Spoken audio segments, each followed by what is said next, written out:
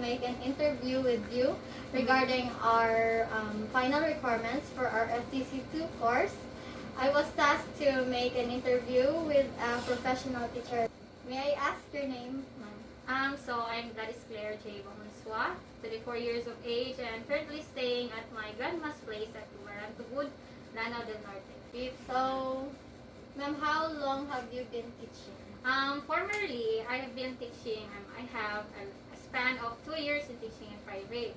And then, it was a year in preschool, and then a year in private, primary teacher, as a primary teacher. And then, latter part of my teaching experience, I have been teaching as a public school teacher for 2 years, and becoming 3 years this next year. Wow. Where is the location of the school you have been currently teaching?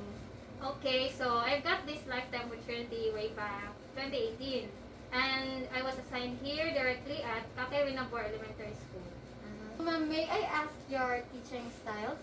Oh, okay. So, have you heard about student-centered teaching style? Yes, in this teaching style, I prefer to use this because, especially that I'm handling grade 1 learners, they're very small, and because of this teaching style, they're given the chance, or they're given the voice and the chance to develop and discover their own learning. Let's proceed to the second question. How do you manage diverse learners?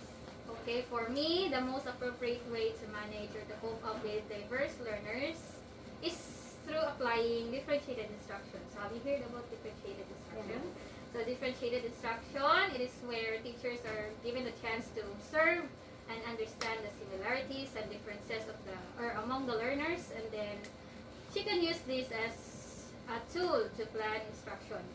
And then, so how do I do it? Diba? Okay. So, example, during work activities, I always prepare 2 to 3 work activities. So, one will be about textbooks where visual learners and, what do we call that? Learners who are very good in reading, they can participate in that work activity. And then the second one will be about visual. So, it involves, audio. So, audiobooks, audio tapes. So, learners with those activities can appreciate that. And then the third one will be about those learners who wants to move around, just like kinesthetic na mga intelligence ng mga learners. So, we will give them those activities na magsasaya or dancing, singing, singing. So, which involves psychomotor skills. So my next question, ma'am, is how did you get along with the new normal?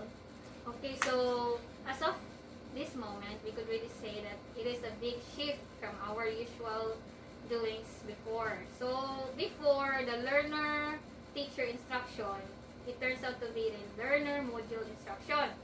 And then how do we cope up with it? So we ended up giving some orientation among parents and stakeholders by purok and by grade level, so they can understand it properly.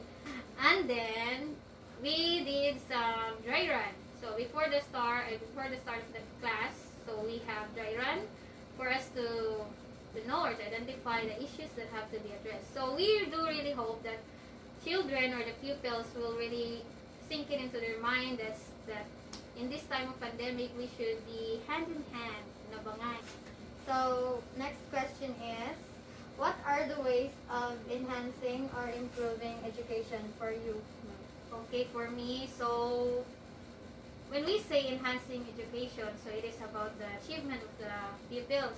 So how do we do it? So that's why schools have to send out teachers for seminars, trainings. It could be local, regional, or national. So because of that, they will be enhanced, and then they will have this quality education to be given to the pupils. And then next one is, so in this time today, so we are very much focused on using technology as a tool for learning. So in this 21st century, so we must have, our schools must have this technology in the classroom, so teachers can use it as a teaching tool.